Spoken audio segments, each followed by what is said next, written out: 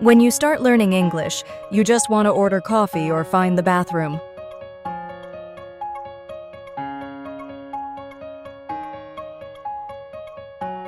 But later, you'll want to sound like a real native speaker.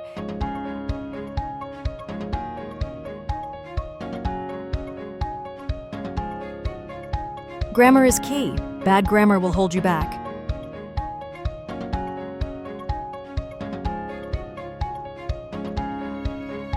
Use contractions like gonna and gotta. They sound natural in real conversations.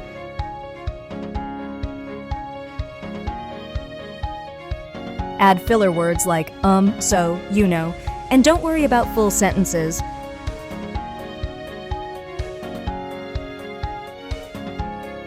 Watch movies, copy how natives talk, and speak out loud as much as you can.